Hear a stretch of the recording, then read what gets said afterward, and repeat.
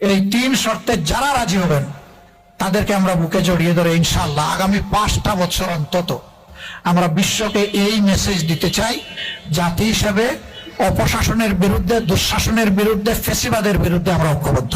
আমাদের প্রথম শর্ত, যারা আমাদের সাথে আসবেন তাদেরকে ওয়াদা করতে হবে নিজে দুর্নীতি করবেন না এবং কোনো দুর্নীতিবাজকে প্রশ্রয় দেবেন না। এটা নাম্বার 1। নাম্বার 2, সমাজের সর্বক্ষেত্রে ন্যায় বিচার প্রতিষ্ঠা হবে, বিচার বিভাগ স্বাধীন হবে, কেউ বিচার বিভাগের উপর কোনো রাজনৈতিক হস্তক্ষেপ করতে পারবেন না।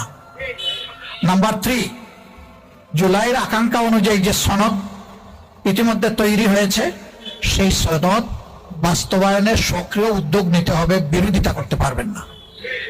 এই 3 শর্তে যারা রাজি হবেন তাদেরকে আমরা বুকে জড়িয়ে ধরে ইনশাআল্লাহ আগামী 5টা বছর অন্তত আমরা বিশ্বকে এই মেসেজ দিতে চাই, জাতি